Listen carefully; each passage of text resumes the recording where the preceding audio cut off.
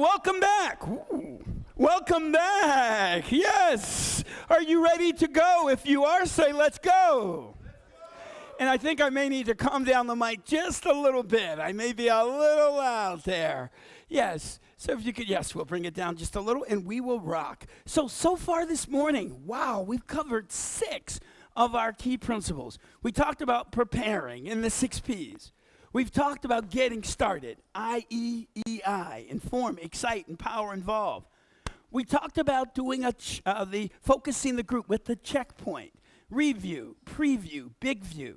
We've talked about when someone comes up with a topic that's off topic, how do we redirect it? That's a good point. Put it on the issues list. We talk about write first, discuss second. Write what they say, not what you heard. We talked about the headline technique. We got into what I call the most important technique, the secret of the starting question. For how do you start with an image building phrase, expand the image so that they can see their answers, and then you ask that type A.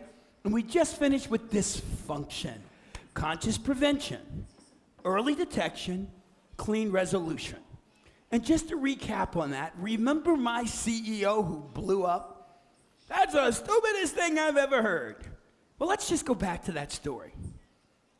What could I have done before the meeting even started to prevent that outburst? Before the meeting started? Well, when we do strategic planning, we always go to the top executive, and we have this conversation before the meeting. I say to the top executive, you know what?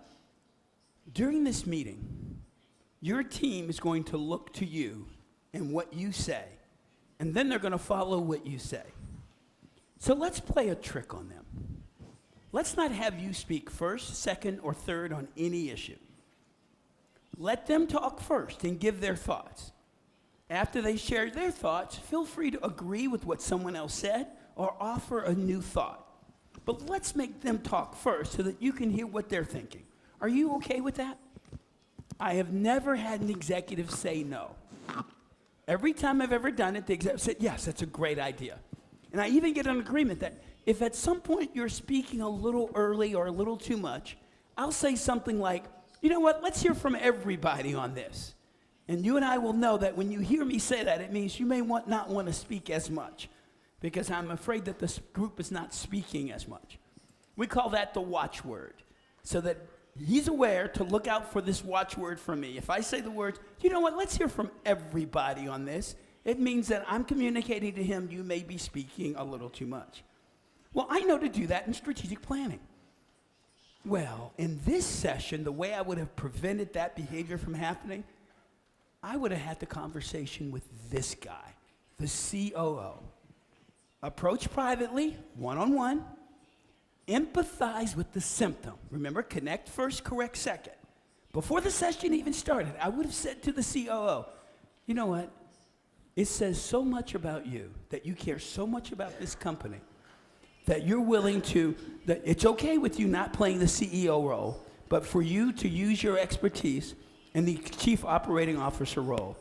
That's really admirable that you're willing to do that. Connect first, correct second. You know, during this session where we're talking about the key information the executive team needs, this is the first time the CEO is going to have the opportunity to make clear, here's what he thinks is important. And so that you communicate clearly to everyone else, you have no problem playing the number 2 role. Would you mind not being the first or second or third person to speak? Let the CEO and the others get their thoughts out, but please share your thoughts, but just not first, second, or third. Would you mind doing that? There you have it. That would have prevented that dysfunction from happening, even before this session started. Okay, now the session starts. Let's say I missed conscious prevention. The session now starts. I see the CEO, right? I see him move in his seat. Would you move in your seat again? Remember, the COO said something. He shifted in his seat. When I saw that happen, I said in my head, wow, I don't think the CEO liked what he just said. And I was correct. What did I do about it, everybody? The ostrich technique. Here's what I should have done. We just gotten input from the CEO A COO, what do you think? Great, thank you. What do you think? Excellent. What do you think? Excellent. What do you think? Excellent. What do you think? Well, I think we're talking about the wrong stuff. Really? What should we be talking about? We should be talking about these things. Great, let's talk about it. Done. No dysfunction, done. Why? Because I made the dysfunction functional. Instead of letting it, simple, isn't that easy? Simple, it's done, covered. Missed it. Then he pushed back from the table. CEO, would you push back from the table? Yes, push back from the table. He shook his head. He folded his arms. I saw it. Good facilitator. What did I do about it? Ostrich technique. What should I have done? Same thing. Nice, simple round robin. I didn't do it the first time. I had another opportunity. Yay! Missed it. Missed it the first time, missed it the second time, missed conscious prevention. Then we had a break. What should I have done at the break? Gone to him and said, hey, you know what? I noticed you shifting a little bit in your seat during the session. I'm thinking that might meant that you didn't like what you heard. Can you tell me more about that? He goes, well, I think we're talking about the wrong stuff. We should be focusing on things like this. You know what? That's a good point. When we come back from the break, I'm going to say any other comments. Would you raise your hand? I'll call on you. And would you say, hey, I think we should be focusing on things like this? Missed it. I had 4 opportunities to prevent that outburst. Conscious prevention, having the discussion with him before the meeting. Early detection, solving it when I saw him behave the first time. Early detection, when I saw it happen the second time. At the break, I had 4 opportunities. 4 opportunities to prevent that dysfunction. Missed it, missed it, missed it, missed it. All 4. Now what happens? We come back from the break. He blows up. That's the stupidest thing I've ever heard. Limited him like that's caused us to be in the shape we're in. What did I do? Any other input? Absolutely silly. I had another opportunity to address it. What should I have done? Oh, simple. Simple stuff. Now remember, it's harder now because we're now at the peak, right? Really easy at this level. Then he went to there, not as easy, but still could have done it. Now he's blown up. Now I got work to do. I've got 4 issues on my hands. I've got somebody who's been a verbal attacker. I got a dropout. He's not going to say a thing for the rest of the day. And I have these 8 yes men. Whatever the CEO is going to say, they're going to say yes to.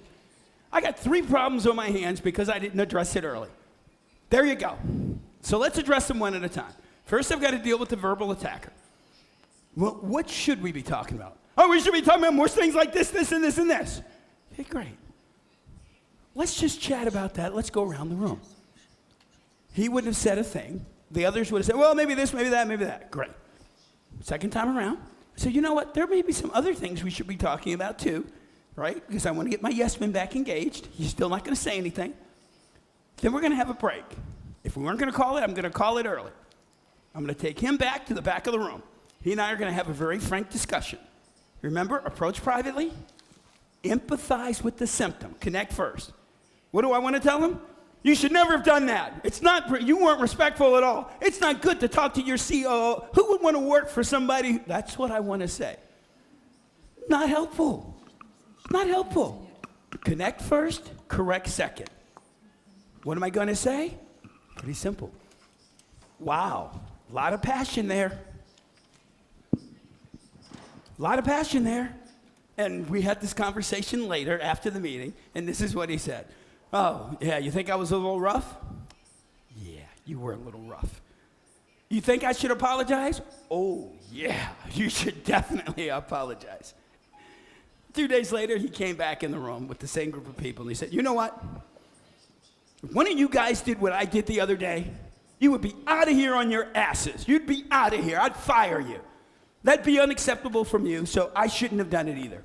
So I want to say to Jim, I apologize for doing that. But guys, we need to be focusing on, that's what he would have done. He was a maverick. He would have called that an apology, but that's okay. Anyway, you get the idea, right? And so could have dealt with it. Great, just made it hard for myself. So we say, don't make it hard for yourself. Detect it early. Prevent what you can. If you can't prevent it, detect it early. It's so much easier. And address it. In our course, we talk about 13 dysfunctions, what you can do to prevent it, how do you address it early, and then should it happen to you, what do you need to do? Enough said. Good stuff, yes? If you're ready to move, would you say, let's move? So we're ready to go to Principle 7. Principle 7 is all about consensus building. So if you think about where we are in our model, Team 1, we've covered preparing, covered getting started. We've completely covered the facilitation cycle. Now we're talking about the group dynamics. If you have dysfunctional behavior, you bring it into the cycle. If you have a disagreement, you bring it into the cycle. If you have energy going low, you bring it into the cycle. You bring these in as needed to cover the issues. So we now are in the middle of our session, we have a disagreement. How do we address it? Well, let's go to our next poll. Would you stand if you believe this is true? Many, if not most, disagreements would be solved if you could just get people to listen to one another. If you believe that's true, would you stand, please? Ooh, look at this. Okay, we got about 40% standing. Any more? Okay, if you're standing, give yourself a point. Yes, that is absolutely true. See, here's the deal. When we talk about disagreements, coming back, I forgot to give you the 3, 2, and 1. So let's talk about this, because here's what we found, that there are really only 3 reasons people disagree. So there are 11 topics we talk about, and we're just going to focus on just the 3. We're going to focus on 3 of these. I don't know how we're going to do that, but we're going to focus on 3 of these. Let's do it. Looks like 4. Oh my God, 5. Wow, do we have that time? Let's see if I can do it. Let's see. So we say there are 3 types of disagreements. Let's go to the first one. The first one we call a level 1 disagreement because each has not clearly heard and understand the other's alternatives or reason for supporting it. Let me show you what I mean. If the 2 of these people were disagreeing with each other, they were talking, and if you ever listen to people arguing, what you're going to hear is this: statement, statement, statement, statement. Each one of them are making statements. If you could just figure out a way to get them to ask questions, it makes a difference. If you could find out a nice way to say, my friend, would you do me a favor? Shut up. Listen to him. You talk. Okay. Now, would you do me a favor? Shut up. Yeah, would you listen to him? You talk. Now, that's not very nice. But if you could figure out a nice way just to get them to shut up and listen to each other, you will hear this.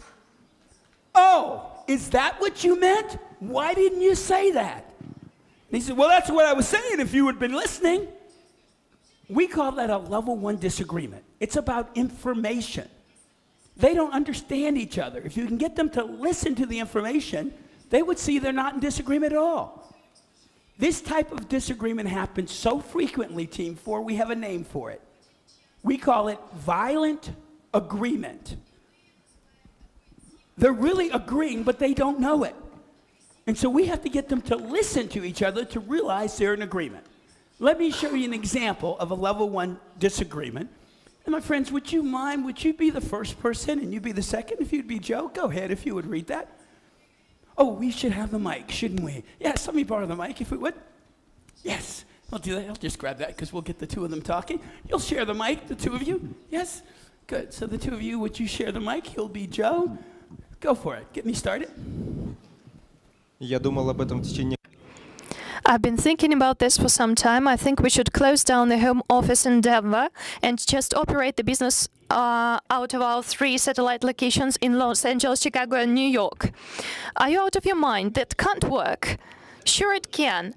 You said yourself that there is a home office mentality that sometimes forget that there is a customer. We get rid of the home office and this problem goes away, as well as we have a lot of money, something we happen to need right now. No, I don't think so.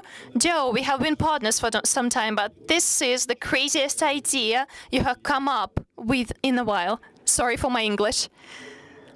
I don't understand why you don't like it. Ну, во-первых, у нас есть домашний... First First of all, we have a home office because there are certain administrative activities that need to go on. So, genius, are we going to stop billing our customers? And what about legal counsel? Are we going to have each of the field offices have their own? That sounds pretty inefficient to me. And what about all the price breaks we get by central purchasing? Will we end up paying more because each of the field offices are buying their own stuff? And what about... Hold on a second. I'm not sure you are hearing me. I said close down the home office, not decentralize. We still need to centralize certain functions, but let's centralize them in the field. For example, we could have New York take over billing activities and other administrative functions. We could have LA responsible for HR. Their HR coordinator out there is better than anyone we've ever hired here in Denver. Oh, got you. You would then have Chicago handle customer service and operations. You may be onto something. We could even offer jobs to those who are willing to make the transfer. By doing all this, we drop the overhead of the fourth office and we increase the customer's focus at the same time. I like it, but why don't you say it in the first place? I did say it. You just weren't listening. I said I wanted to operate our business out of the 3 satellite locations. What did you think I meant? You. Well done, well done. So we call that a level 1 disagreement. If you're understanding how it works, did you see? They really were in agreement, weren't they? They really did agree. They just didn't understand each other. Most disagreements are level 1. If you can get them to listen to each other, things change. Now, if we were to analyze this conversation, there was a time when the conversation shifted. When it changed. Let me show you when it happened. Let's go back and look at when it happened. He said, I think we should do this. He said, no, you're out of your mind. He said, sure, it can work. Said, no, it can't.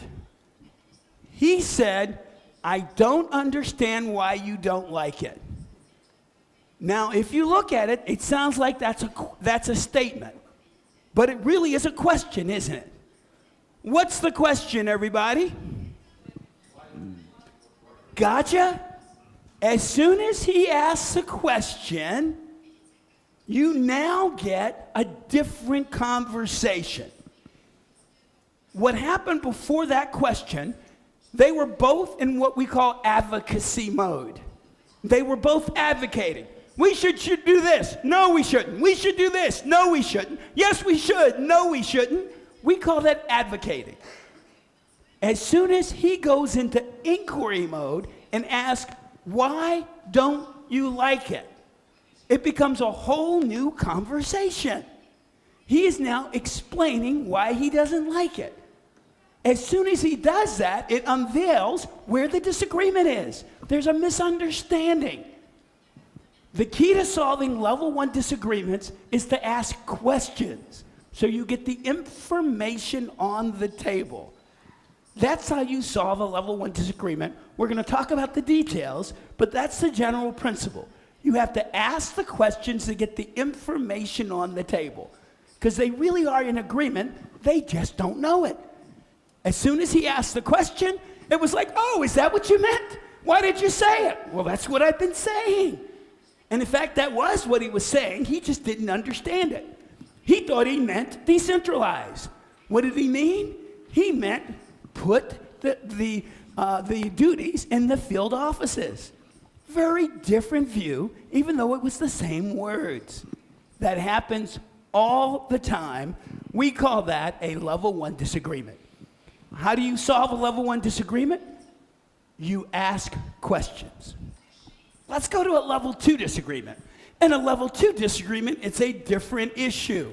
A level 2 disagreement is about values or experiences. One that had different experiences than the other. I'd like to run through an example of a level 2 disagreement. I've asked Victoria to pretend to be my wife. We and I are going to have a conversation about vacation. Check out this level 2 disagreement. See if you can tell me what the value disagreement is. Victoria? I've been thinking about our vacation for the next year and I've got it. There is a 10-day tour of Italy that takes us to 8 cities, including Rome, Venice, Tuscany, and Florence. It's perfect. I've been dreaming about visiting it. Tour, Victoria, but I've really been looking forward to going to the beach this year.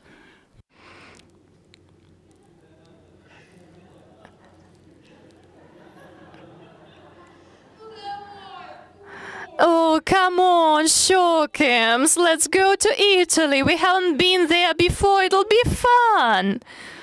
Wife. There you go. And so I'm going to put on my best Barry White deep baritone imitation. Oh, sweetheart, darling baby. Let's go to the beach. It'll be quiet. It'll be warm. I'll rub your back.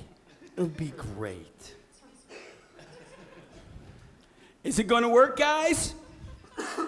No. Yes.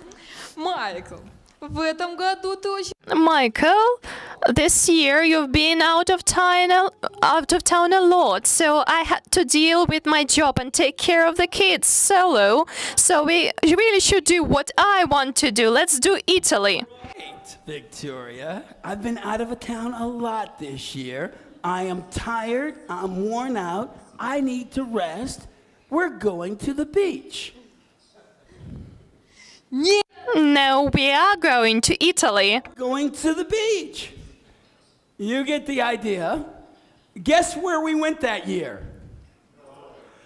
Italy! Yes! We went to Italy. There you go. We call this a level 2 disagreement. Why? A level 2 disagreement is about values or experiences. Are you with me? What does Victoria value? Yes? She values, I'm sorry, would you repeat what she said? What does he value? Yes, I think who said that? That was, yes, right there. I'm sorry, it's right here. Yes. What did you say? Yes. Rest, it means active tourism. Yes, and so we'll put that rest, activism, tourism. She wants to do lots of things. What do I value? Rest, sleep, taking it easy. And in fact, if you look at the details, this is not about vacation at all, is it? It's not about where we're going on vacation. This disagreement is about the purpose of vacation. Is the purpose of vacation doing varied things, having lots of fun, having different experiences? Or is the purpose of vacation about rest, relaxation, taking it easy? Until we agree on the purpose of vacation, we're going to have this same disagreement every single year. Guys, every single year, we're going to have this disagreement because we haven't agreed on the purpose of vacation. And so we call this different experiences or values. Do we understand each other? Perfectly. She wants 10 days, 7 different cities.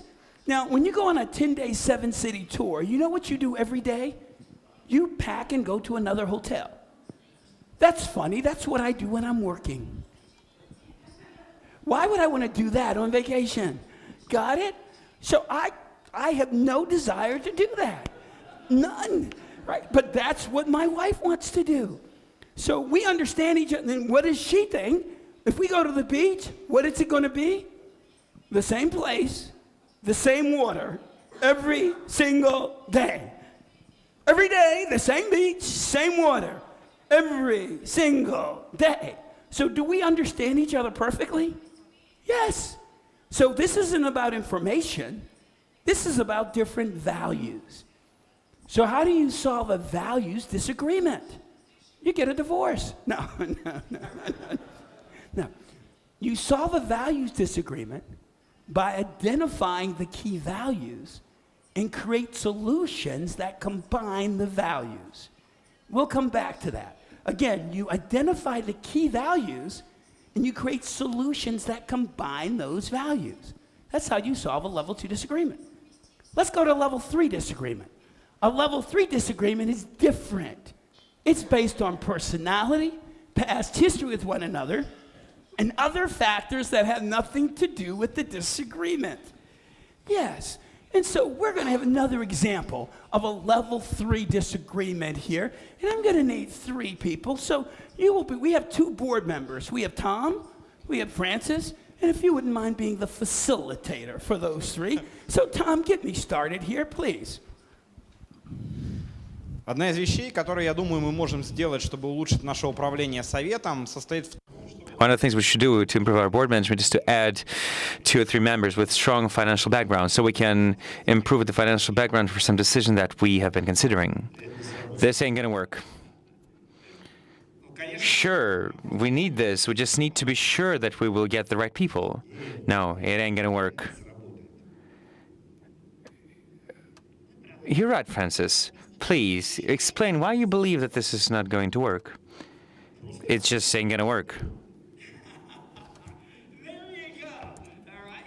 Хорошо, хорошо. А как мы это можем улучшить? So, how do you think we can improve this? There's no way to improve this. This is just ain't gonna work. Francis, please help us to understand why you believe that this ain't gonna work. Why are you so sure? This just ain't gonna work because this is his idea. This is why it ain't gonna work. We call that a level 3 disagreement. See, it's not about the issue, is it? It's about who came up with it. Here's what happened. He's a new board member.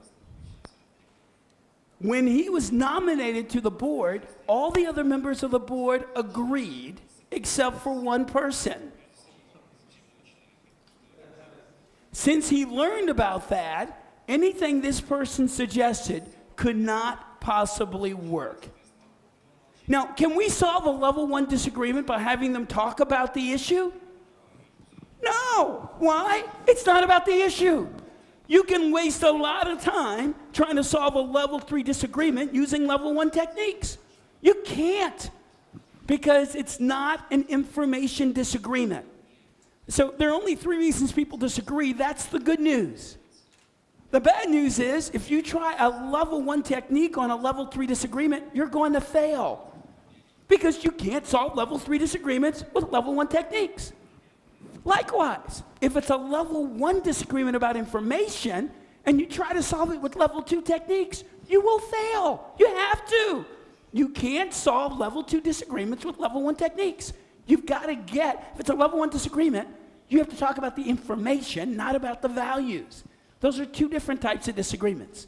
So we have to recognize the disagreement, the nature of it, is it 1, 2, or 3, and apply the appropriate strategies. So let's go to the level 3 disagreement. First of all, let's give them a hand. Thank you. Nicely done. So let's talk about a level 3 disagreement. How do you solve it? The thing about a disagreement based on history, you can't solve it in the room. Don't attempt to. There's nothing we can do to make the 2 of them during our meeting to be kissy, kissy, huggy, huggy best friends. It's not going to happen. So what do? We take a break. First of all, we have to recognize it. It's irrational. It's not making any sense, and they're not trying to get to a solution. Was he trying to solve his problem? No. He was saying no. Should we do this? No. How about this? No. Can we fix it? No. He was just saying no. He was being a block. It was irrational. He wasn't trying to find a solution. So we have to recognize it first. And how do we solve it? Take it to a higher source. We're not going to solve it at this level. Take it to a higher level. So I might say to Tom, Francis, hey, can we agree we're not going to agree on this? Francis is going to say, yeah, there's no way I'm going to agree with him. Great. I just got them to agree on something. I tricked them. They just agreed they're not going to agree. So the 2 of you, let's go to the chair of the board. Tom, you say what you want to do. Francis, you explain why it won't work. We'll let the chair decide. Now, Francis is going to do 1 or 2 things. He's going to say, well, fine, I'm not going to agree with Tom. No way. Or he's going to go the other way. If we go to the board chair, he's going to realize I'm being irrational. Well, Tom, I'm not saying it's a good idea or anything, but explain again what you want to do. Now he has a newfound commitment to finding a solution because he doesn't want to be embarrassed at the higher level. So we say it's important to recognize level 3. It's irrational. Take a break, take it outside the room, agree to take it to a higher source, and let's move on. Don't spend a whole lot of time on level 3 disagreements. Good question, thank you. And so we've got the microphone, if we have that. There's a question here, the microphone. Yes, it's here. Yeah, it's coming because we have to hear the translation. Yes. А что если вот What if, at this point, at the session, there's no top executive available and everybody who's discussing is at the same level? We should be here.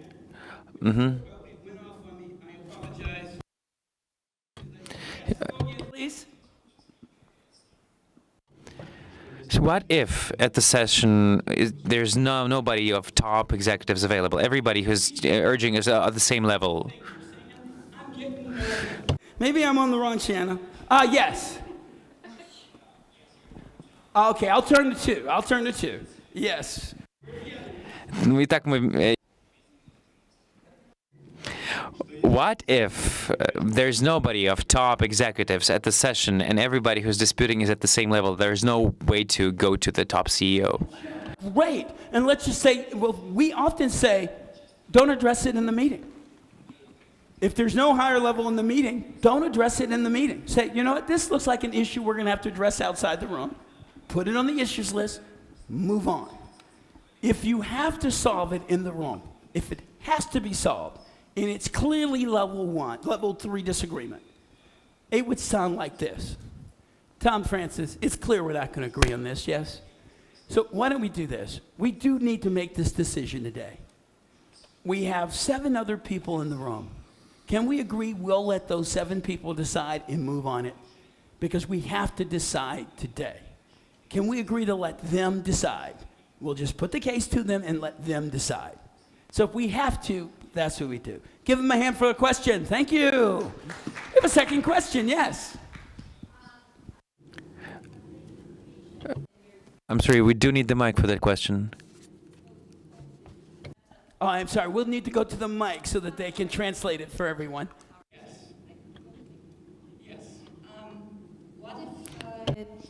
And I guess that in your experience you have faced that. What if the authority that we are supposed to address the issue is the person who is awaiting the solution from the facilitator? So he is also not capable to solve this, fight between 2 at the same level. And he hopes that the facilitator will be that very person who will solve this out. There you go. And so it looks like we have role confusion, don't we? Yes, because our role is not to decide anything, is it? Our role is to actually have the will of the group make that decision. So we're not going to solve it. And so if the person who's the next level doesn't want to address it either, once more, we're back at the team agreeing, here's how we're going to solve this. Let's have 3 people, let's have 7 people, we'll flip a coin if you want. But we'll have to decide because there's not the higher level and it has to be decided in the room. I have to confess, seldom do I come upon level 3 disagreements that have to be solved in the room. Most of the time, there is a higher source that we can go to. It's rare, my experience. But you may find it differently here in Russia, so we'll leave it alone. Let's keep rocking. So we've talked about the 3 reasons people disagree. We talked about how to solve a level 3. Let's talk about how to solve a level 1. So if it's about information, it's pretty simple. We ask questions. But we have to know the questions to ask. In a business environment, there are 4 basic questions we want to ask. We say, how much, how long, who's involved, what's involved. Those 4 questions you want to facilitate the answers to. So you start with, hey, if we were going to do this, how would it work? Great. How much would it cost? How long is it going to take? Who would be involved in it? What's involved in making it happen? So we typically start with the question, how would it work? And then we break down the other 4 questions. We do it for one side, then we do it for the other alternative. So if we were talking about the going to the beach or going to Italy, we'd ask, really, so how would it work if we went to Italy? Great. How much is it going to cost? How long would we stay? Who would actually go? What's involved in making it happen? So, Michael, you want to go to the beach. How would that work? How much is it going to cost? How long? You get the picture. So we call those the delineation questions. We want to delineate the alternatives, and once we delineate, we do a consensus check. Now that we understand the alternatives, do we agree? If we don't agree, we go on to the next approach.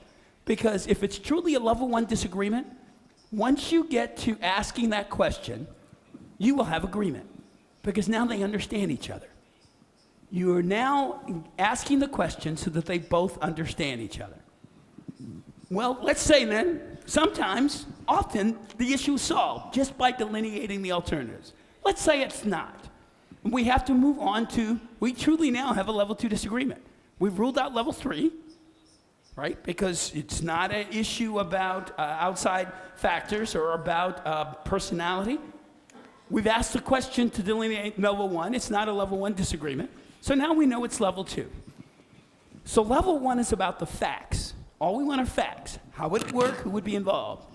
Level 2, we ask a different set of questions.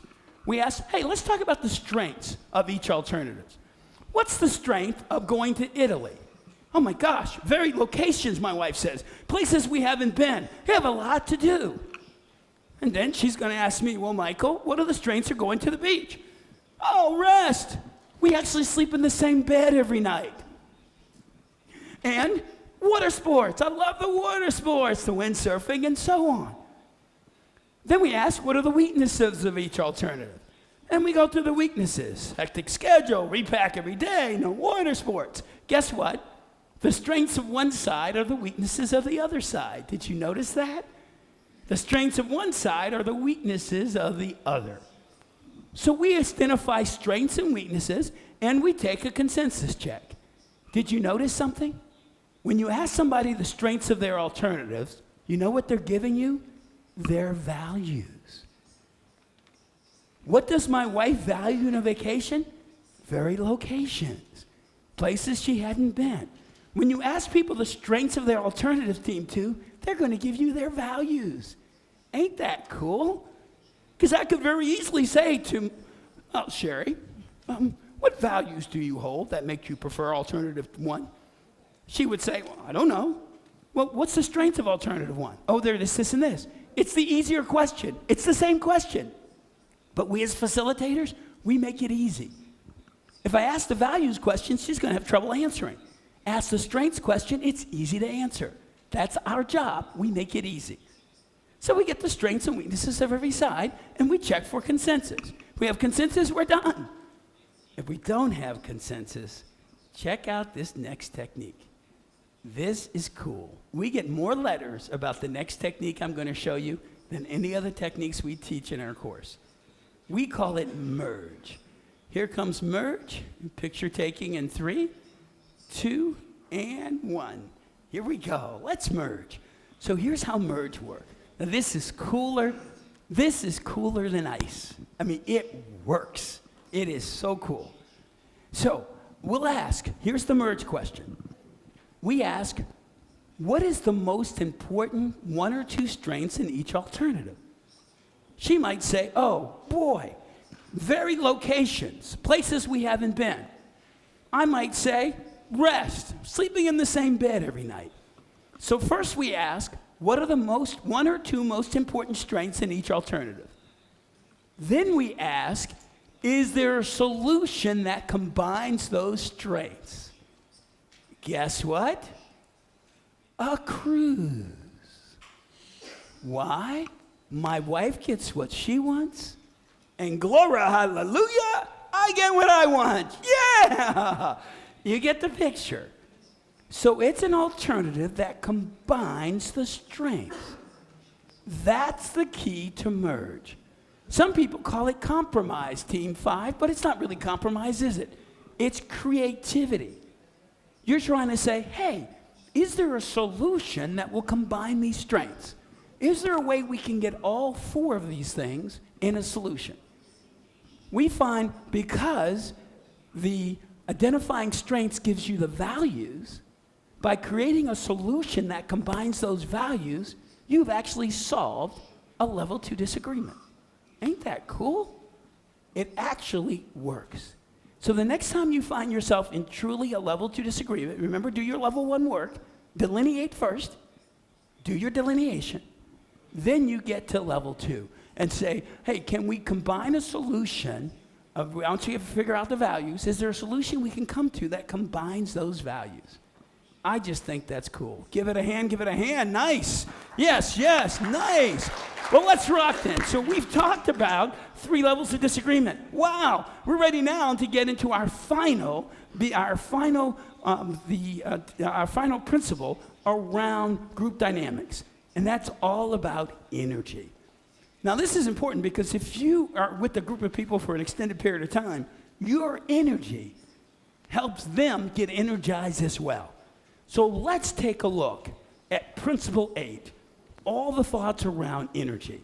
And so what's it covered? There's several principles here. I just really want to cover a couple of them, of those 8 that are there in place. I'm going to cover 2 in particular. One, setting an energetic pace, and how to reset the energy level. So let's get to those 2 pictures in 3, 2, 1. Here we go. Let's make that transfer over. Let's talk about setting an energetic pace. And I've got enough time because I want to tell you a story about how I learned about energy. Very interesting. As you heard me say earlier, I used to be in IT. For those who's in information technology here? We got a few of you, yes. So you remember, what's the bottom feeders? Who are the bottom people in IT? They're called programmers. What do? We program. That's how I started out in IT. I was a programmer. Then I moved up to the next level. What's the next level? You design the programs that other people program. I became a designer of programs. Woohoo! Then I moved to the next level. What's that level to? You analyze what the customer needs so that other people can design programs to meet those needs, and so that then people can program them. I became an analyst. So I moved from programmer to designer to business analyst. Cool, I'm moving up the chain. Then I moved to planner. I was working with officers in the corporation to figure out what systems were needed. Other people analyzed what those systems needed to do. Other people designed how they meet those needs, and other people programmer. I became a systems planner. Woohoo! I'm good. I became a system planner.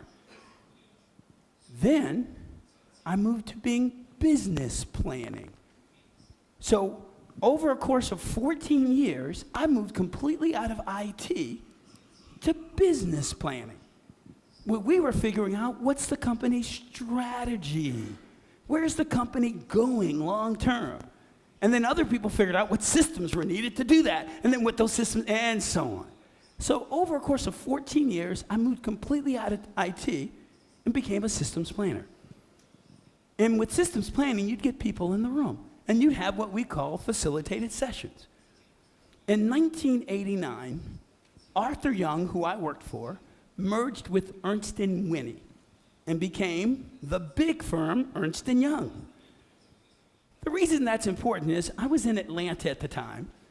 Arthur Young was 3 times as big as Ernst & Winnie. But the Ernst & Winnie partners became the runners because Ernst & Winnie acquired Arthur Young. Now that's only important because in 1989, a former Ernst & Winnie partner came up to me, a former Arthur Young principal, and said these words, Team 3. Michael, do you realize how much power you give up when you facilitate? Now, Team 3, that message was coming to me from an Ernst & Winnie partner. And I was kind of upset with Ernst & Winnie because they were the smaller office and they took over everything. So because of the way that message was packaged to me, I didn't open the package. He was giving me a gift, and I didn't open the gift. What was my response? Well, you don't know what you're talking about. I'm a good facilitator. I'm good. Yeah. He was trying to give me such a valuable gift. And because of the way it was wrapped, I couldn't open it. Many people in your life will give you wonderful gifts, but because of the way they say it, because of who they are, because of the way you feel that day, you may find you're unable to open that gift. He was giving me an amazing gift, and I couldn't open it. It took me 4 years to open that gift. I just want to share with you the journey. So let's remember he said, Michael, do you understand how much power you give up when you facilitate? Couldn't accept the gift. Let's fast forward 2 years. It's now 1991. I'm about to attend my first facilitation class I've ever attended. And even one of the partners said, Michael, you're going to a facilitation class. You're a good facilitator. And I went, yes, I am. But even I can learn something. I had no idea what I was saying. But that's what I said. So I go to this class. It was at that time the best facilitation class in the U.S. It was a 6-day class. And unfortunately, it focused much more on process and not group dynamics. So it was showing us how to facilitate information technology sessions. And I learned a bunch of stuff. But the thing that impacted me the most was what happened the last 2 days. Everyone got up, it was a group of 16, and facilitated the entire group. Sergey, it was the most amazing thing I'd seen in my life. If the person who got up in front of the group was high energy, the group became high energy. If the person who got up in front of the group was low energy, the entire group became low energy. If the person who got up was kind of folksy, the group became kind of folksy.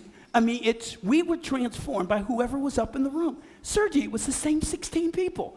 And I saw it happen 16 times. Whoever was up in front of the group transformed to their energy level. I looked at it happening going, wow, this is amazing. But Sergey, I didn't connect the dots. I didn't connect the dots with what I was seeing with 1991, with the gift the partner had given me in 1989. I didn't connect it. Fast forward 2 more years. It's now 1993.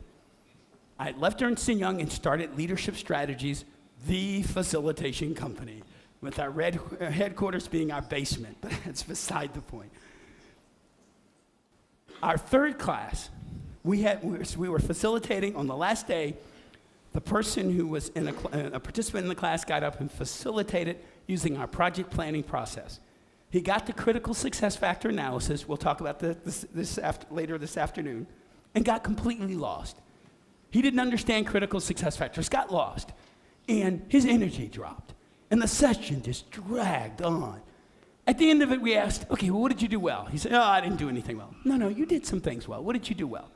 And I asked him at the end, why did you let your energy drop? Team 4, he said, I just didn't know what I was doing.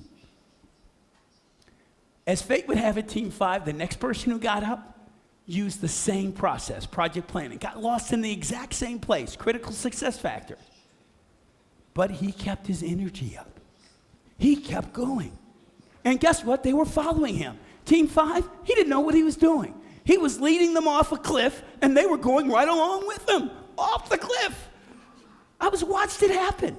At the end of the session, I asked him, what did you do well? What would have made it better? And I asked the group, why did you all follow him?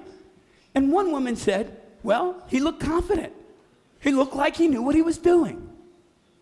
And in that moment, Team 2, I connected the dots between what the partner had told me. Michael, do you realize how much power you give up? With how I saw the group transformed by whoever was standing up in front of the group. I connected that with what I was seeing just then, that the group followed this guy who had high energy. And in the middle of the room, I said, oh my God. It was like a flash of insight. And we've been teaching that flash of insight ever since. It's not in your materials, but I call it the 3 E's of energy. That energy does 3 things. Just about everybody knows about the first. Some people know about the second. Very few know about the third. Number 1, do you know what high energy does? It engages the group. It's more interesting to listen to, isn't it? High energy is more interesting to listen to. Number 1, it energizes the group. Number 2, it engages the topic. By you being energetic about the topic, it makes the topic look more interesting. It engages the topic. Some people know that, most people don't. It's the third that very few people know. High energy elevates the facilitator. Team 1, it makes you look like more than you are. Why were they following him? Because he looked confident. High energy projects confidence. Now here's the kicker. Team 4, if high energy projects confidence, what does low energy do? Projects the lack of confidence. It was making, what did the partner tell me? Michael, do you realize how much power you give up when you facilitate? See, let me show you what I mean. When I was a consultant with Ernst & Young, here's how I would consult with people. Hey, thank you. I really appreciate you taking a minute to meet with me. I'd love to spend just a few minutes understanding some of the issues you're dealing with in your company. Maybe the things that are keeping you up at night. I'd love to share with you some of the things that the companies we're working with are doing, some of the issues they're having, and how we were able to help them address them. If we can be of help to you, great. If not, I just appreciate you taking the time. Doesn't that sound sincere? Doesn't it sound like I want to help? Guess how I facilitate it? In exactly the same voice. Hello, everybody. Thank you for being here. I'd like to spend a few minutes making sure. You get the picture? What was the partner saying? Michael, do you realize how much power you give up when you facilitate? Why? Because I was facilitating in the same voice that I used as a consultant. We call that level 1 facilitation. So let me show you the levels so you'll get the picture of what I'm talking about. So if this is the line between being awake and being asleep, most of us speak at level 1. Just loud enough, I can get there, yes, just loud enough to keep people awake. That's what most of us do. That's what we do. So if I were speaking to you in my normal speaking voice, and for those who've met me outside of this room, you know my normal speaking voice is this. Good morning, it's a pleasure to be here this morning. And if I facilitated at that voice, here's what's going to happen. It happens to all of us. The voice naturally falls down. So if I start with, good morning, it's a pleasure to be here this morning. By the time we call for the break, here's where I'm going to be. Okay, everybody. It's time for us to move on. Hey, do you know what? When you ask a question, you should do these 3 steps, Team 5. What were the 3 steps? Start with a image building, then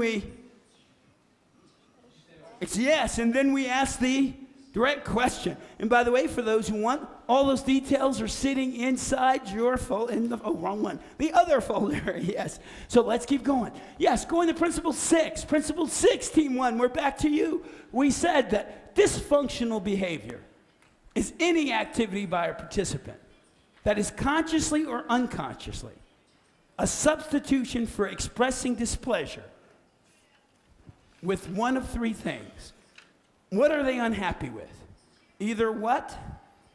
The facilitation, yes, or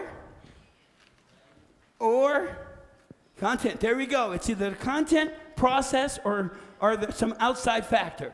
And we said there are 4 steps, Team 2, to addressing dysfunction. What are those steps? We approach how? Personally or the entire group. 2, we do what? Empathize. Remember, connect first, correct second. 3rd, we address the yes. And then finally, 4, we get agreement on the solution. Well done. Give them a hand. Thank you, thank you, thank you. Then we get into principle 7. We said there are only 3 reasons people disagree. Team 3, can you give me the 3 reasons? Number 1, yes, information, they haven't heard each other. Number 2, yes, values or experience. Number 3, yes, something else. Personality, past history, they don't like each other. We said, Team 4, how do you solve a level 1 disagreement? We ask questions. That's the key to solving a level 1. If it's a level 2 disagreement, how do we solve it, Team 5? We ask for the strengths and weaknesses, and we merge those strengths to create a new solution. We said, Team 1, how do we recognize a level 3 disagreement? How do we recognize that level 3 disagreement? We say it's downright irrational. How do we solve a level 3 disagreement? There you go. We take it to a higher source. Then we got into principle 8. We said high energy does 3 things. What are several things? Give me 3 of the things high energy does, team 2. What's high energy do? Yes, what else? Yes, anything else? Oh, love it. It raises a facilitator. Looks like more than you are. Just a quick story. It's true. This absolutely happened.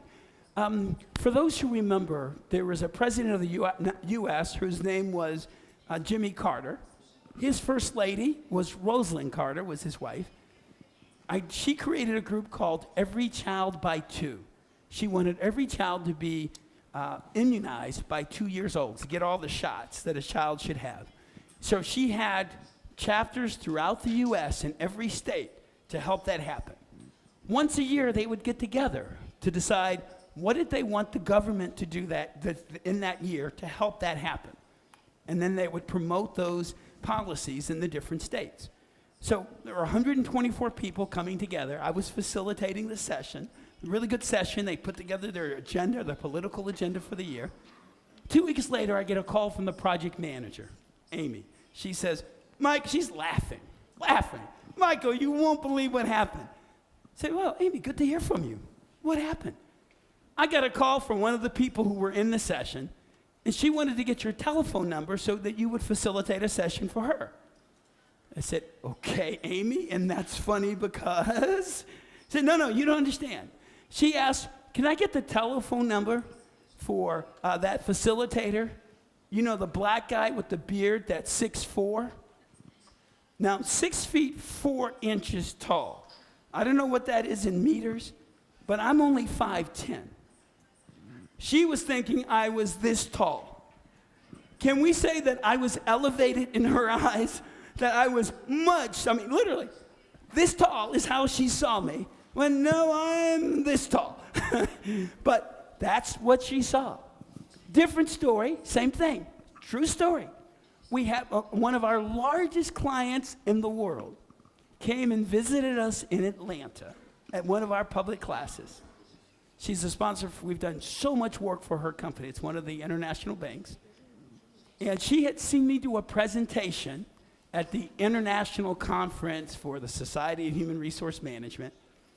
And she wanted to meet me. She'd never met me before. And so she asked someone to introduce her to me. And the person from my company pointed to me. I was in the kitchen. And she said these exact words. Oh, that's not Michael. And my person, no, that is Michael. No, that's not Michael. Michael's much taller and built much more. She had this raised view of me. That's what happens with high energy. It makes you look like more than you are. It just does that. Just want to let you know. Great. Oh, let's keep going then. So we've talked about 1 through 8. Let's get to our last 2. And doing a time check, Victoria, how much time do I have left? Answer is, can you check the time for me? How much time we have left? I just want to make sure I'm pacing good. 13, 1-3. We are good. We can do this. We can do this. We can do this. Principle 9. Let's go to it. Last 2. 6 each. Got it. So let's go to principle 9. Closing the session. When you close, now we've gone through everything. We prepared. We've gotten the session started. We focused them. We've been going through our energy, our agenda. Everything's great. Now we're ready to close the session. How do most sessions close? Oh, time's up. Yeah, not a good close for a session. So we want to talk about how do you wrap the session tight? How do we close it tight? Let's go there. There are 11 different techniques that we talk about in closing.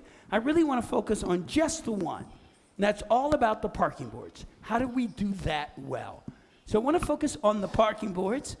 Picture in 3, 2, and 1. Let's go ahead and move on and talk about those parking boards. How do you do it? So we say there are 3 parking boards. If you just use 1 parking board, it's a bad idea because you're putting all these different things on 1 page. We recommend if you're doing a true facilitated session, you're going to have at least 3 separate things. One is the issues list. It's where you're going to put things that you might be getting to later. Then you have the decisions board. Anytime a decision is made, it should be listed on the decision board. Then you're going to have the action board. Here are things we're going to do after the session is over. 3 different things. Issues we may get through, decisions we've made, actions we're going to take. 3 separate boards. Now, when I do strategic planning, I have a 4th board. If I'm doing process improvement, I also have a 4th board. If I'm doing issue resolution, I have a 4th board. So for strategic planning, the 4th board, well, you'll figure it out. Let's say we're doing process improvement. The first step in process improvement is, how does the process work today? When people are talking about how it works today, guess what one of the things that always comes up? Hey, maybe we should change it and do this. And they're going to want to talk about the change. So you know what? That's a really good point. We might want to do that. Can we put that on the potential improvements page? So we'll put it up there as a 4th board, potential improvement. The next step is how it works today. Then we talk about what are the problems and root causes. Guess what happens, Team 4, when we're talking about problems and root causes? Hey, you know what? We should do this to solve it. That's a good point.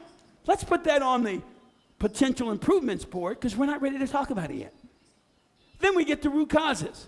What are they going to talk about? Hey, we should fix it. Let's put it on the potential improvements board. So throughout the session, before you get to potential improvements, they're going to want to talk about them. So have a place to put them. If you're doing strategic planning and you're doing the situation assessment, what do people want to talk about when they do the SWOTs, strengths, weaknesses, assumptions? Hey, we should do this. Great. Let's have a board called potential strategies. When you're talking about goals, hey, we should do this. Potential strategies. You know, what are the barriers to our success? Hey, we should do this. Potential strategies. So you have a board to put, you don't say to people, hey, we're going to get to this, because you're not facilitating their success. We just go ahead and put it on the board so we don't lose it, and we get back to what we're talking about. So again, facilitation, we're trying to make it easy. Nice. So we have our 3 parking boards. So what do we do at the end of the day with those 3 boards? Let's go to the decision board first, the one in the middle, the decision board. Because what are people going to ask when the session is over? You're doing strategic planning. What are the people going to decide? Hey, what did you decide? We have to all be saying the same thing. So let's review the decisions we made. So when we walk out the door, we're all saying the same thing. So we're going to review the list. Now, if it's real important work, the next question is going to be asked. Why did you all choose that? So we want everyone to say the same thing. So we might decide, what are the benefits of each one of our decisions? So when someone asks, why did you all do that? We already have it documented. We want to all be saying the same thing. Or you may have a different issue where it's going to be really hard to implement one of those decisions. So let's define what are the potential barriers and success strategies. What could be a problem in implementing this decision, and what are we going to do to prevent it from being a problem? And then if it's really important, you may even go to the 3rd step. We call it polling the jury, where you poll the group, and you want everyone to say, do you agree that we're going to implement this, and will you support it? Do you agree we're going to implement this? Do you agree? Do you agree? Where everyone is in the room saying, we agree we're going to implement this. So these are 3 strategies for making sure the decisions actually get implemented. Do you do all 3 of those? I never have done all 3. In fact, of the 3, the one I do the most is benefit of the decision, and I don't even do that half the time. But if it's a really important decision, here are 3 ways to really lock it down. So that's the decision list. Let's go to the issues list next. I want to show you something that's really cool. Do you remember what I said about the black hole? Oh no, don't put it there. We'll never see it again. We believe everything should be off the issues list at the end of the meeting. And if you use these 3 questions I'm about to show you, everything, Team 2, comes off the list. Here's the first question. First question is, for each issue you're going to ask, have we covered the issue? Here's the first issue, Team 3. Have we covered it? Say yes. Let's get it away. Second issue, have we covered it? Say yes. Throw it away. Next issue, have we covered it? No. Okay, we just had a no. Let's go to the second question. Do we need to cover it? No, it's just something I was thinking about. Throw it away. Next issue, have we covered it? Say it to me, Team 3. No. Do we need to cover it? Now we go to the third question. Do we need to cover it now? If the answer's no, it goes from the issues list to the actions list. And we put a date to when we're going to cover it. If the answer's no, we don't need to cover it now. It goes to the action list. We put a date to when we're going to cover it. If the answer's yes, we say, okay, we're in closing, but how much time should we give it? And then let's rock, let's roll, let's do it. By asking these 3 questions, every issue comes off the issues list. Either it was covered, didn't need to be covered, or will be covered at a specific date that we've set a time to. Everything, the issues list is gone. It no longer exists, it's done. Now let's go to the action list. The action list says these are things we have to do. So we need to define who's going to do it and by when. So we review the action list and we say, we select a person who should do the action, and then we ask the person to establish the date. Notice the relationship. We select the person, they choose the date. Why Team 4? For commitment. We want them to be committed to the date they selected. We select the person, that person selects the date for commitment. There we go. By the way, if an action is better assigned to somebody in the room, that's not a good idea. Outside the room, it's not a good idea to assign an action to someone who's not in the room. I know we all try to do it. It's a bad idea. They won't understand necessarily what needs to get done or why. So we assign it to someone in the room who delegates it to that person. And then it's still the person who it's assigned to is responsible for making sure it gets done. They don't have to do it themselves, just make sure it gets done. We have a question. We have a mic question. Mic coming. Yes, we have a question. Yes, go here. Yes, one more time. Yes, it's coming. He's right there in the middle. Yes.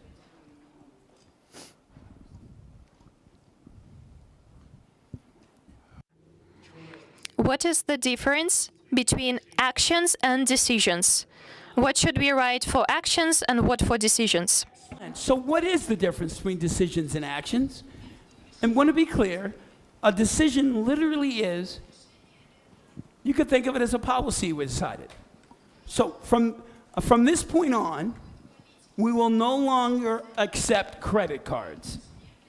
It's a decision. We've made that decision in this room. Or from this point on, we've changed our meetings to Mondays instead of Fridays. So it's just a decision. Actions are things that have to be done outside the room. So decisions could be policies, actions should be things that have to get done, if that's helpful. Thank you for the question. All right, from actions then we make sure then that we assign someone, and so we're ready to rock. We're ready to finish with 10. Let's go to number 10 and we'll close. 10 is cool. It's about how do you build agendas to make 1 through 9 happen. I want to show you something really cool. And it's about how to construct a new agenda. And we're going to give you a thought that I think you will find helpful in our work. So let's go ahead and get to that. We're ready to rock. Yes, thank you. And we're ready to rock. Let's go to it in these last 3. How do you construct an agenda? In our course, we give 10 different agendas. Detailed agendas about how to execute each one of these sessions. Now, what's in a detailed agenda? You're going to like this. Well, shouldn't it be a list of the things you're going to do? Yep, that's the agenda. Should it also include the starting question for each agenda item? Yep. Should it include the checkpoint for each agenda item? Yep. Should it include words for how to get the information gathered? Yep. Should it include instruction for what do you do with the information? Yep. Should it describe the supplies you need, like Post-its and dots and so on? Yep. So a detailed agenda describes all the things I just said. We use initials to say it. It's the order, the specific process technique you should use, the starting question, how you should record the answers, whether it should be a matrix, a 2-column chart, what supplies you need, and how much time it takes. All in these detailed agendas. Cool stuff that people find helpful. Well, suppose you have to construct a new agenda right from the one that doesn't exist already. Cool thought. First, focus on the session objective. Then ask yourself, what is the critical question?